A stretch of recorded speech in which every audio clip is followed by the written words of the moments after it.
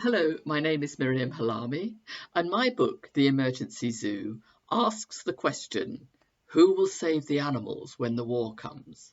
And today I'm going to read you Chapter 1. Chapter 1, The Den, Saturday the 26th of August, 1939. Hi there, called Tilly. Rosy waved back from the bridge over the canal. Come on, Bonnie.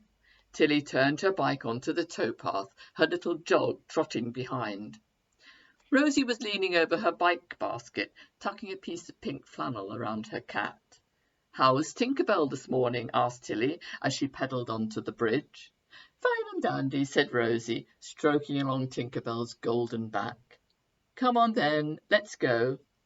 Bonnie gave a high-pitched bark and ran forward as Tilly pushed off and whizzed down the slope onto the opposite bank. Wait for me, called out Rosy, setting off at a wobble. They had to slow down anyway as they rode onto wasteland between the deserted factories. The ground was littered with broken glass and bits of metal which might puncture their tyres. But very soon they reached a gap in a broken-down wall, and then fields opened up. Tilly set off at a fast pace over the bumpy ground towards a wood in the distance, Rosy's short legs struggling to keep up behind. It only took a couple of minutes to reach the far end of the field. Then they had to push through brambles which tore at their skirts and scratched their bare arms, while Bonnie tunnelled through the undergrowth. Finally they were in the clearing. Tilly let out a great whoop of joy and dropped her bike on the grass. In front of them stood an old hut, about the size of two big garden sheds put together. It had crumbling walls, there were holes in the roof, and the door was half off. But it was their very own secret den.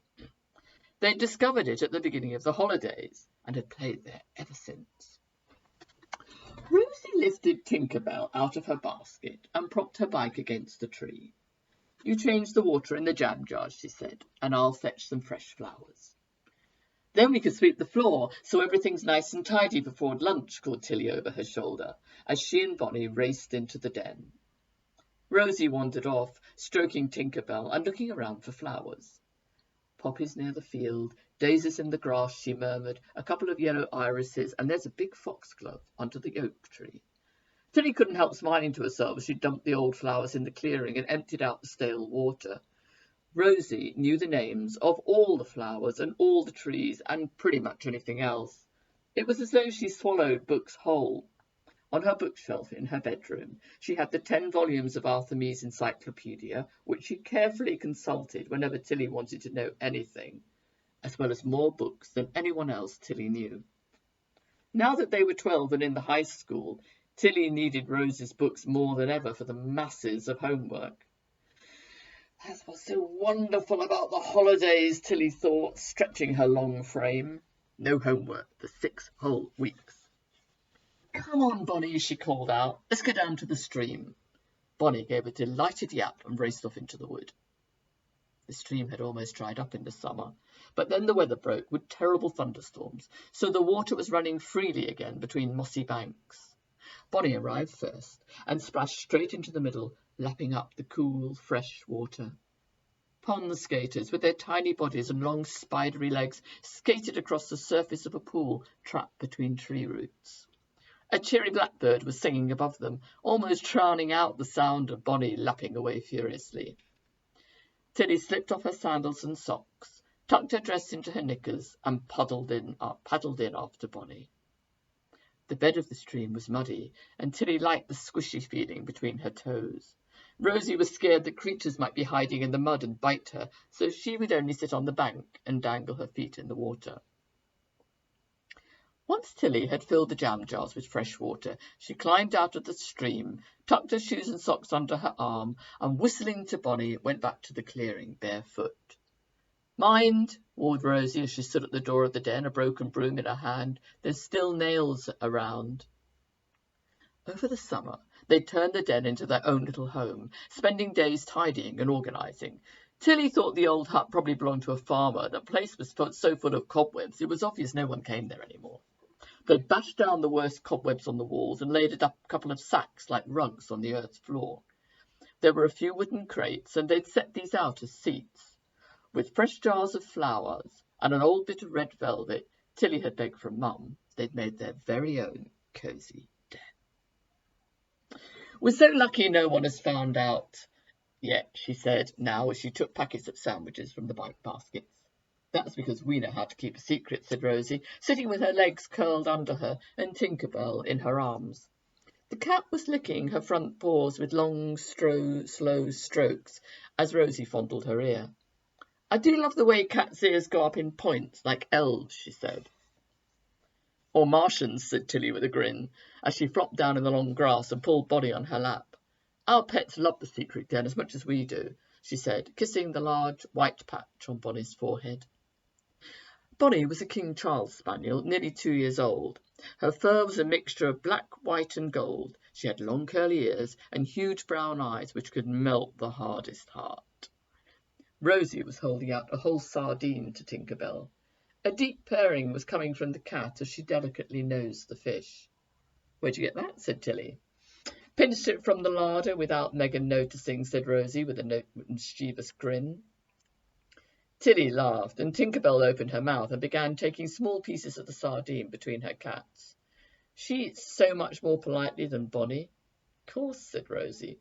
"Cats don't wolf food because they're tigers, really. Don't you think Tinker-Bell looks like a small tiger?" She stroked the tabby cat's golden fur with its black stripes. "Terrifyingly so," mumbled Tilly through a mouthful of cheese and pickle sandwich. The girls sat eating in the warm sunshine, and Tilly fed Bonnie some dog biscuits. Then they lay down on their fronts to read their books. They lost all track of time as usual, until Rosy said, "We have to go in 25 minutes or we'll be late for tea again." "All right," said Tilly with a sigh. She took a book over to her bicycle, calling Bonnie to follow. "It's Sunday school in the morning, and then Megan's inviting the vicar and his wife for lunch," said Rosy. The girls rolled their eyes at each other. "Poor you," said Tilly.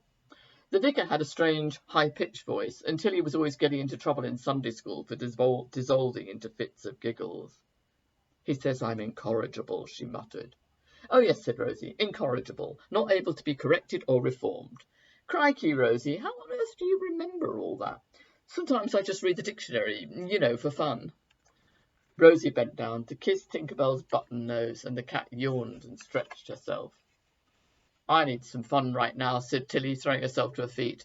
"I'm going to get to the top branch of the oak tree." "Whoa, hurry up, we have to go soon." Rosy picked up Tinker-Bell and took her into the den, where she could let her run free and explore without getting lost. Tilly climbed onto the lower branches of the tree and considered once more the branch above her head, which she hadn't quite reached all summer. "Today has to be the day," she told herself. "Mum keeps saying I've grown out of everything, so I must be taller than I was at the end of term." She gave one huge push upwards on her long legs, stretching her fingers until she thought they would come out of their sockets. For the first time, she could feel the branch above her head, and reaching with both hands, she pulled herself up. "I've done it! I've done it!" she called out in triumph, her face red with the effort. "Well done," Rosy called back from the den. "Now come down so we can get ready to go." "Coming!" And in a few seconds, Tilly swung down to the lowest branch and landed on the grass. Bonnie jumped up to lick her hand with delight. Tilly was the tallest girl in her class and the fastest runner. Rosy was a rather small person, 3 whole inches shorter than Tilly, with curly shoulder-length hair and tiny feet. She was top of everything at school, but Tilly was the daring one. Rosy worried about even the smallest thing, which wasn't surprising, really, Tilly often reminded herself. Rosy lived with her married sister Megan and Megan's husband Donald, who was a butcher. Rosy had lost her parents 3 years earlier when they both caught pneumonia one freezing cold January. Tilly had long ago decided Rosy was the bravest person she knew. She'd been very weepy for the first few months, and then she buried herself in her books and hardly talked about her mum and dad again. Megan, who was 25, was more like a very strict, frumpy parent than a big sister. She insisted on rules which drove Rosy mad, such as changing into slippers the minute she was inside the front door and wearing gloves to church. Fortunately, Donald, who was 10 years older than Megan, was funny and jolly and often slipped Rosy extra pocket money or sweets on the quiet. "I know Megan's my sister," Rosy had told Tilly, "and I'm lucky to have her. as she does say rather often. But really, I'm an only child like you. We're not just best friends, Tilly had declared. We're like sisters. I mean, we've known each other since babies, and we have so much in common, like reading and our pets. Absolutely, said Rosy. Now Bonnie started to run off toward the wood again, and Tilly chased after her, slipping on a lead for the last few minutes as they packed everything away and Rosy settled Tinker Bell in her basket. The little cat was looking sleepy after playing ball in the den. Come on, said Rosy in an anxious voice. Megan will shout at me if I'm late like yesterday. At least we have the ride home, said Tilly with a sigh as they pushed through the thicket. Then they jumped on their bikes and rode back to their streets in West London, beyond the canal and their beautiful den. See you after lunch tomorrow, said Tilly, as they parted at the corner. 2:30 sharp, called out Rosy as she pedalled away. Still another whole week of the holidays, thought Tilly, as she rode slowly home, Bonnie loping beside her, tongue lolling out of the side of her mouth.